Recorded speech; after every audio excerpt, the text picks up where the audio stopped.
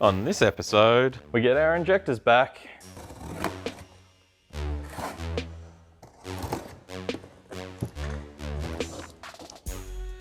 V12 exhaust kit, some assembly required. We try and figure out where to place our Turbo Smart FPR 1200.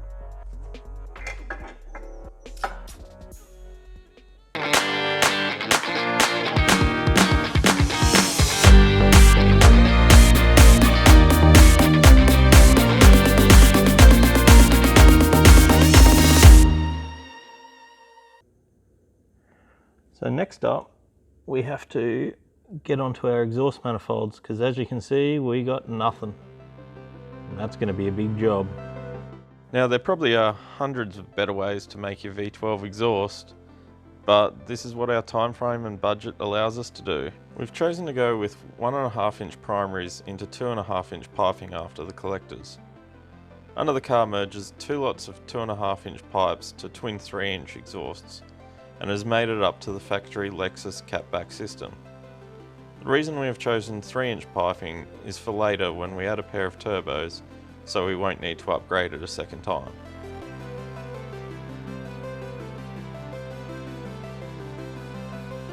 In order to make the extractors, we start by positioning a 3-into-1 collector and a suitable bend onto one of the header flanges. We tack these together and check for fitment before we can proceed to tack the rest of the runners in place.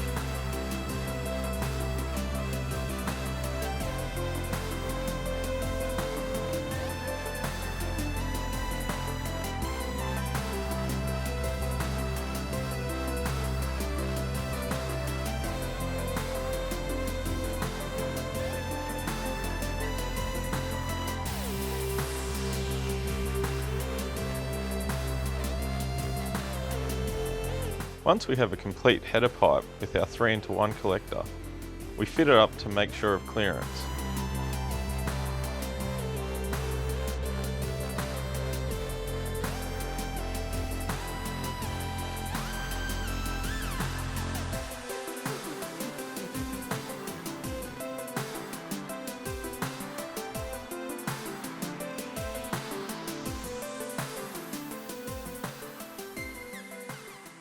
So we've pulled the interior out to swap it over for a better one, and in the process we decided to have a look at the fuel pump.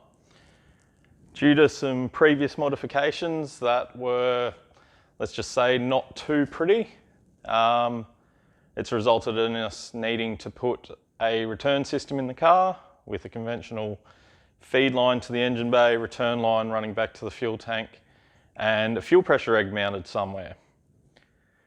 Thanks to some overnight parts from Toowoomba, from Golby's Parts, we now have a Turbo Smart FPR 1200, and it's going to find its home somewhere in the engine bay, and we'll run our fuel lines from our fuel rails across to it and back to the fuel tank.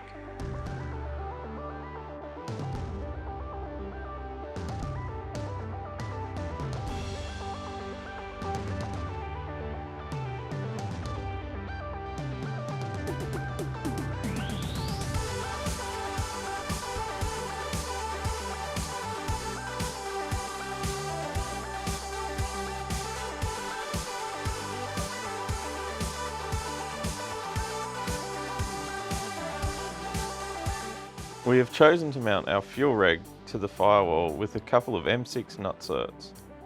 This is a neat and effective way of mounting where there isn't already a factory mounting hole or stud.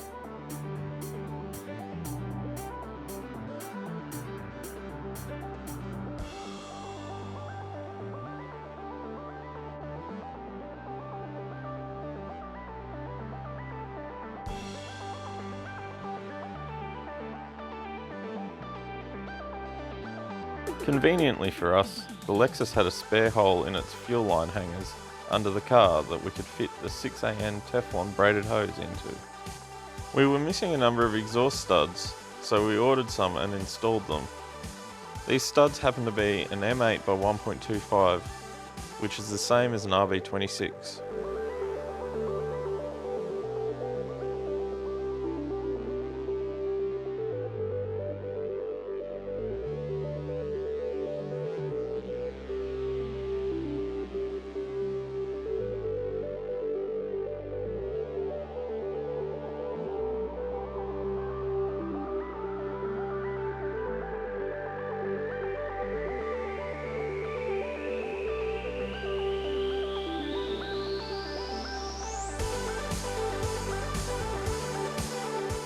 As you can see, there is a set order of installation of the header pipe.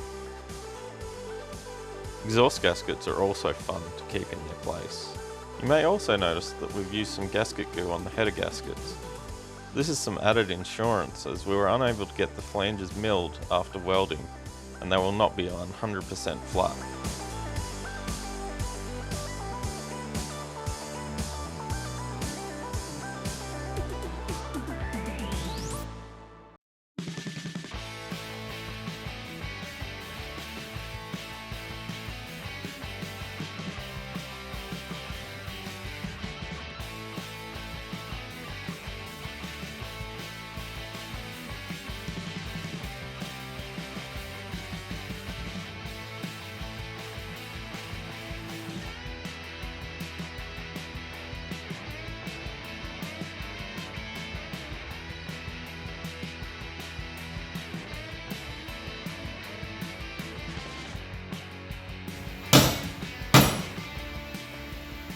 Alright, so that brings us towards the end of this episode.